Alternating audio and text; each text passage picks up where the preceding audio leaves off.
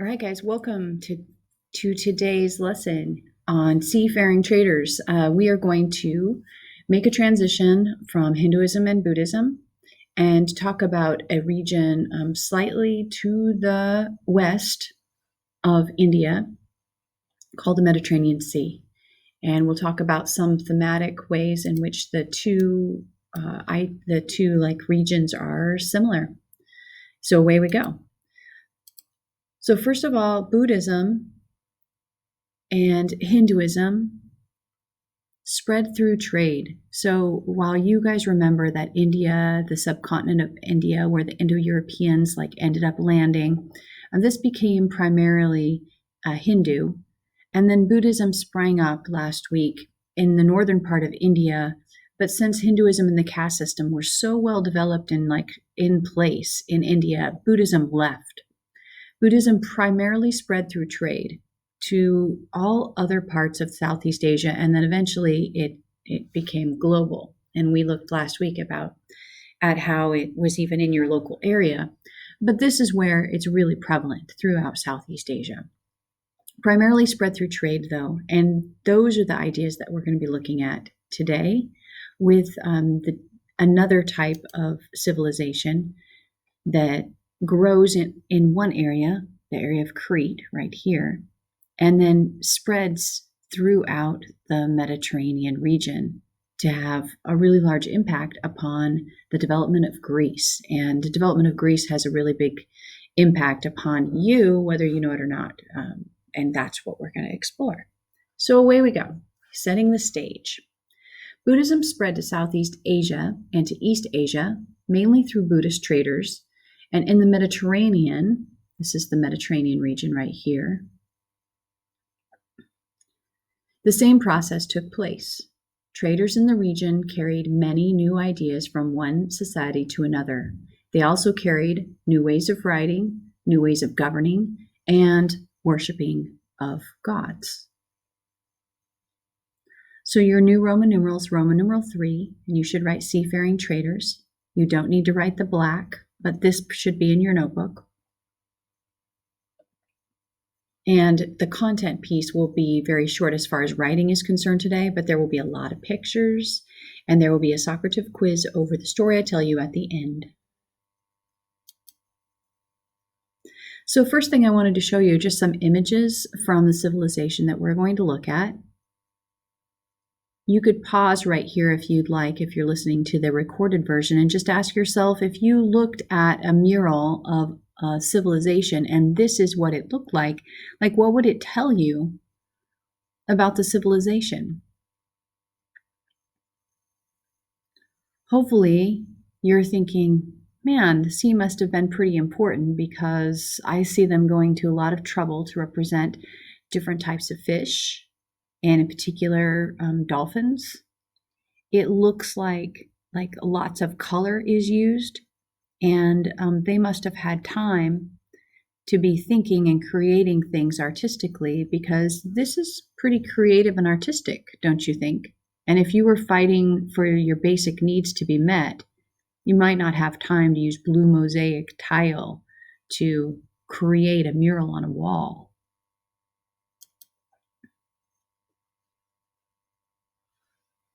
This is another image from a mural from the civilization that we're going to talk about. And again, you could pause right here if you'd like to, because in class we're going to pause. But I wonder what you notice here.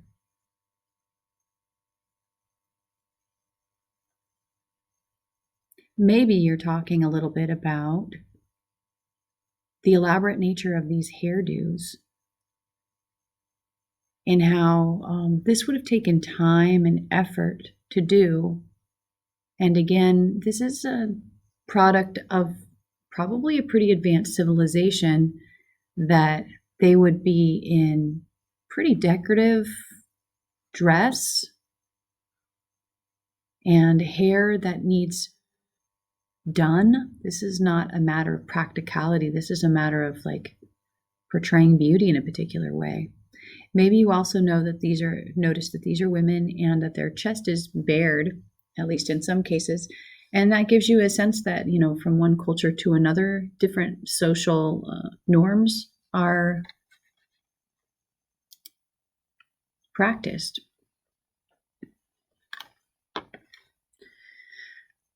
Okay, so you should have already written Roman numeral 3 seafaring traders, and then your big letter A, this screen you should write. So a powerful seafaring people called the Minoans dominated trade in the Eastern Mediterranean from about 2000 to 1400 BCE or CE. They lived on the island of Crete, which was a large island on the southern edge of the Aegean Sea. You'll see a map in just a second. And the Minoans were proud producers of some really fine things. We've already looked at a couple of murals, and you're noticing, I'm sure, that there's a lot of color and a lot of detail. Beauty seems to be something that's important. They seem to be kind of having an athletic build. They seem to do a lot of outdoor type of activities.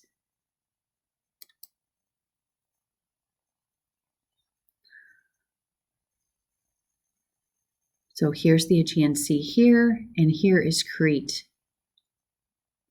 The Minoans produced some of the finest painted pottery of the time, and they traded that pottery, along with swords, figurines, and vessels of precious metals over a large area. So here's some examples of pieces of pottery that have been preserved from the time period. You'll see the dolphins are back.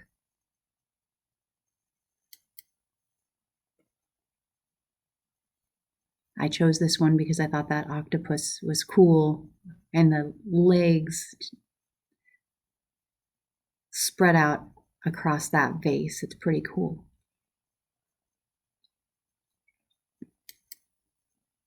Along with their goods, and perhaps even more importantly, the Minoans exported their art and culture, and these included a unique architecture, burial costumes, and religious rituals.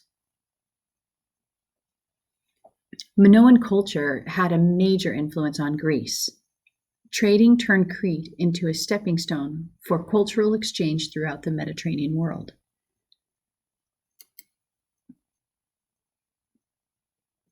Along with their goods and exporting art and culture, they included a really unique architectural build. And so I wanted to show you this because a lot of times when we think about columns and the use of columns in architecture, we attribute that to Greece. But the Minoans actually made use of different types of columns ahead of the Greeks. And so the Greeks borrowed or adopted that unique architectural style from the Minoans.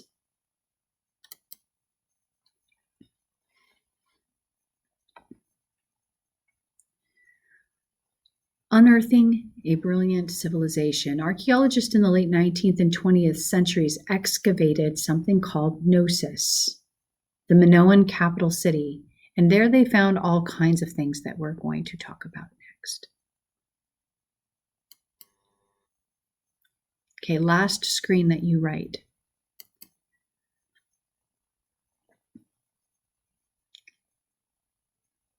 So archaeologists in the late 19th and early 20th centuries excavated Knossos. So late 19th would be the late 1800s, and the 20th century is the early 1900s. And I believe actually the archaeologists that found Knossos, it was like 1894 when the first work is being done there, and then spreads, of course, through the early 1900s. There they found the remains of a really advanced and thriving culture. It must have been a peaceful one as well, since Minoan cities didn't seem to have fortifications. So when they dug and looked through the remains of Knossos, they didn't see like the high defensive walls that you'd come to be familiar with when you're studying like ancient Greece. However, the society was advanced and it was thriving. The archaeologists named the civilization they found in Crete Minoa, after King Minos. According to legend, Minos was a king who owned a half-human, half-bull monster called the Minotaur. He kept the monster locked inside this labyrinth, a really complicated maze from which no one could escape. The excavation of Knossos and its painted walls produced a lot of information about the Minoans. The wall paintings, as well as the official seals and the vases, showed the Minoans as a graceful, athletic people who loved nature and beautiful objects. They enjoyed sports such as boxing and wrestling and bull leaping.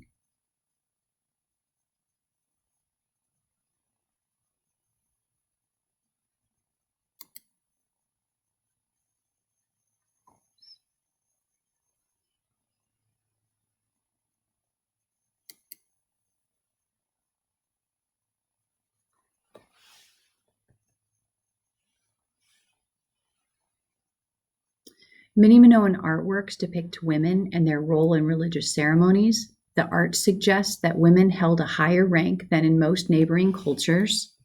Go back really quickly and let you see that piece of art.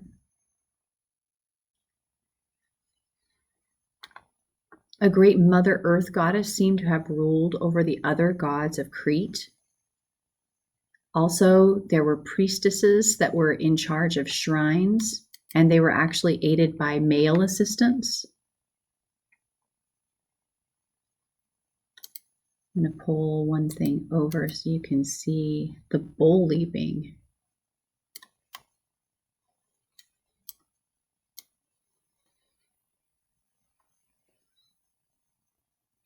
This is some of the kind of cool murals that they found with regards to bulls on the island of Crete.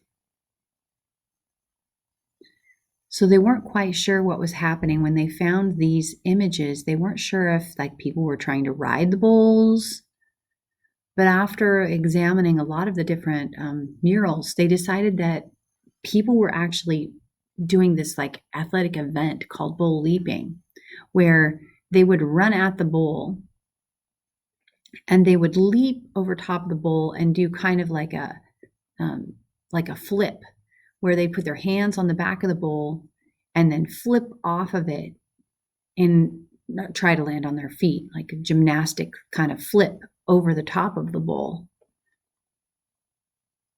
And what they couldn't figure out is what in the world, why they were doing this.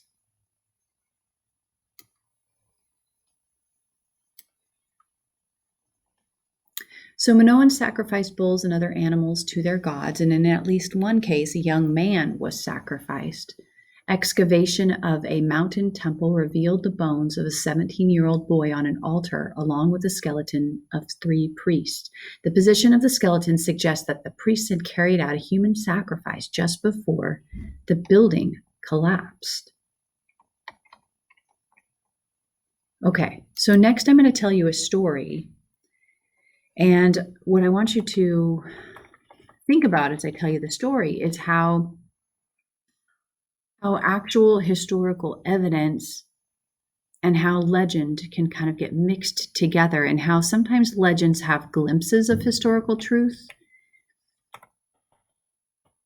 and maybe help explain what was found, but mixed together with, of course, things that can't possibly be true. So here's a legend from King Minos and the early civilization of Crete. So once upon a time, but in real life, there was actually a King Minos, and he was in charge of the island of Crete.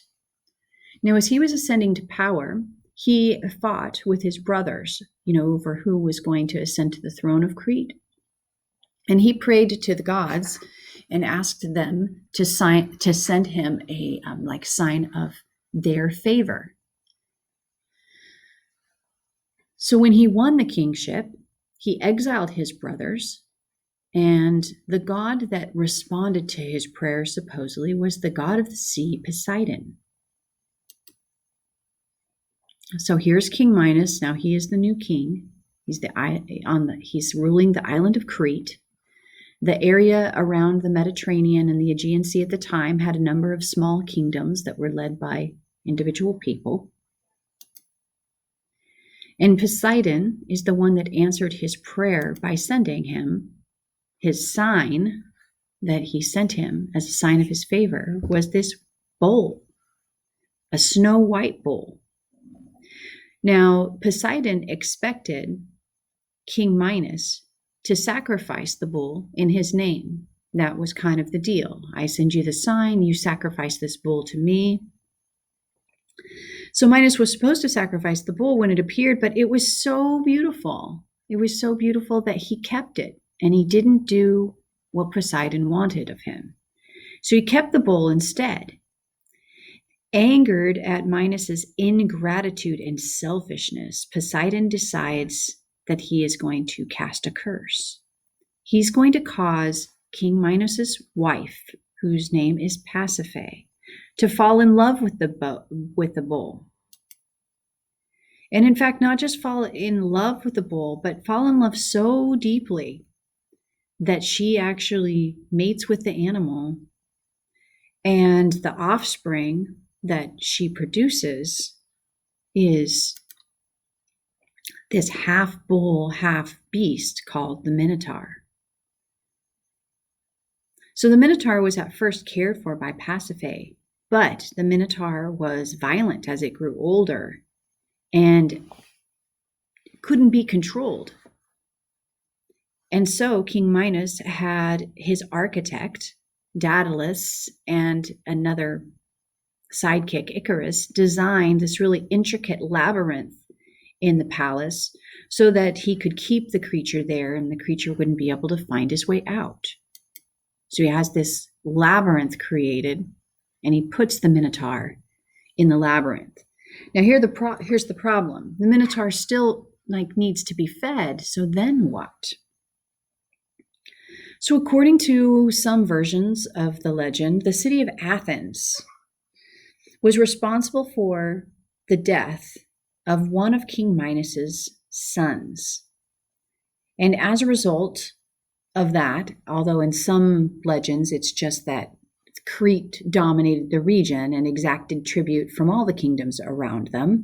So anyway, either way the story goes, that Athens was responsible for paying tribute to the king of Crete. And the tribute, which is like payment, that Athens had to pay to Crete was 7 of its best and most noble youths and 7 of the finest and most virtuous maidens every year. Now, some stories say it's 9, some stories say 7. So 7 or 9 boys and 7 or 9 girls had to be sent to Crete aboard a ship with black sails, and they were cast into the labyrinth deep within the palace of Minos, and largely it's assumed that they were eaten by the Minotaur year after year.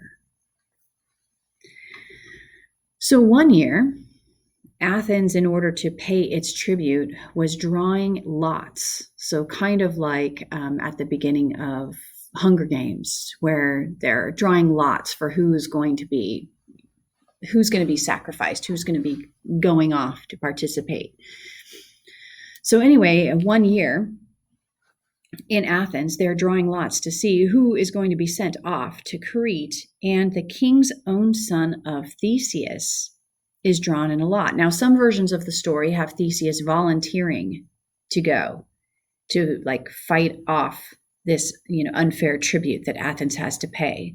So either way, whether he's drawn by lot or whether he volunteers, Theseus, who's down here, is drawn, and he is the son of the king. His king's name is Aegeus, and he's the king of Athens. So with the help of King Minos's daughter, Ariadne, he heads into the labyrinth. So here's, according to the legend, Theseus shows up as part of the tribute, and he is very good looking. And King Minos's own daughter, Ariadne, thinks that he's cute and falls in love with him. So she doesn't want to see him killed by the Minotaur, and so she offers him a ball of string and says, hey, when you go into the labyrinth, unroll the string, and that way, if you're successful in slaying the beast, you can find your way out. Because according to legend, the labyrinth was so complex that part of the problem was that nobody could find their way out. So Theseus thanks her, finds her cute too, takes the ball of string, and heads into the labyrinth. Now Theseus finds the beast and famously slays the Minotaur. With the help of King Minos's daughter Ariadne, he succeeds in slaying the Minotaur and fled out of the labyrinth. And once he gets out using the ball of string, he actually takes Ariadne with him and heads back toward Athens. So now he's been successful.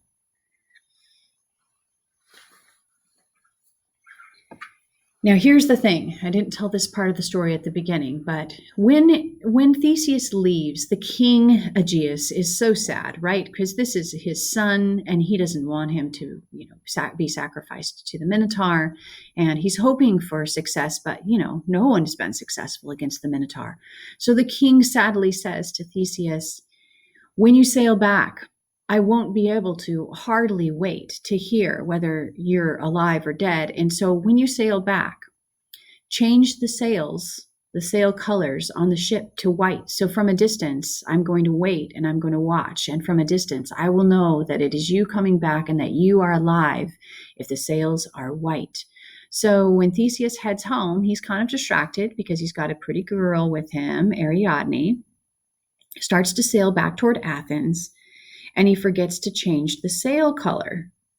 In addition, according to legend, there's a couple different versions of events. They stop off at an island because, from Crete to Athens, it's a long trek, and they run into kind of problems along the way. And they stop at the island of Naxos. Now, some people say it would happen on purpose, and some people say that he forgot her. Some people say like the gods interfered with his, tricked him or something like that. But either way, Ariadne gets left on the island of Naxos. So not only did she leave like her kingdom behind, chose the handsome boy, but then she ends up left behind, and Theseus sails off back home without her. So he leaves her behind on the island of Naxos. Theseus was supposed to change those sail colors, but remember, he was distracted and he forgot. So here he is, headed back toward home. He's almost ashore, but the sails are black. And King Aegeus was so distraught that he jumped off the cliff and killed himself just as Theseus was approaching home. So Theseus was supposed to change the black sails of the ship to white so that King Aegeus would know his son was alive and had conquered the Minotaur, but he forgot, and his father, seeing the ship with the black sails, hurled himself off a cliff and into the sea in grief and was drowned. However, now the king is dead and Theseus has arrived back home, and so Theseus takes his place on the throne to rule Athens. And the hold that Crete had over the Mediterranean region and over those other kingdoms is now gone. Now, what of course is more likely to have happened is that Crete dominated the region for a period of time, and that Athens is now growing in strength. And as you guys know from studying ancient Greece in middle school, Athens becomes a very big deal and learns to control that area for a very long period of time, and does all kinds of things that impact our civilization today. Thank you.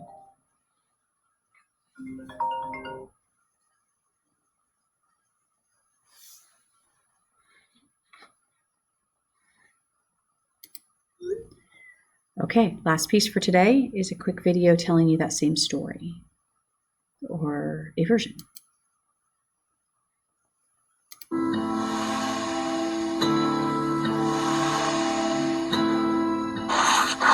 A long time ago in ancient Greece, when the lands were divided into kingdoms, King Minos ruled on the island of Crete. A powerful leader, he had a beautiful daughter, Ariadne, and commanded a grand army and naval fleet. Every now and then the king would assert his power with an attack on the city of Athens. Outmatched and desperate, King Aegeus of Athens offered him a deal. Every 9 years, 14 Athenian children would be sacrificed to the beast of Crete, the Minotaur. Born into royalty, but as a punishment by Poseidon, the man-beast was raised and kept in a maze where none, not even it, could escape. 9 years passed by, and there was much grief in Athens. Theseus, son of Aegeus, could not bear the torment of his people and vowed to end the reign of terror. King Aegeus begged him to abandon this quest, but the prince was bold, fit for a fine king. Thus he promised that on his return he would raise white sails to show he'd survived. Stripped off his armor and weapons, Theseus joined the children on a voyage to Crete. Upon their arrival, Ariadne saw him for the first time and fell in love on first sight. That night she secretly offered a ball of string and a sword to ensure he lived. The next day, Theseus and the children entered the maze, and the gates were closed behind them. With the string tied to the door and the children waiting nearby, Theseus journeyed blindly and bravely to the center to awake the beast of Crete. Glaring hungrily, the beast charged. It was far stronger, but Theseus was swifter, until he overpowered it with a single strike to the neck. He was done.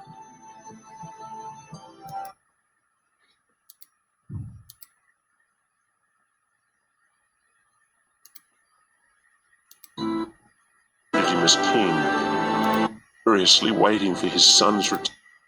He fled the island. Theseus was swifter, until he overpowered it with a single strike to the neck. He was done. Following the string, Theseus made his way out, and together with Ariadne and the children, he fled the island of Crete. But the love that was meant to be did not flourish. Theseus abandoned the princess on an island and was left with a curse. Curiously waiting for his son's return, King Aegeus saw black sails and feared the worst. In agony, he jumped off a cliff and into the abyss. Theseus, next in line for the throne, succeeded him as king, but lived on in guilt into eternity.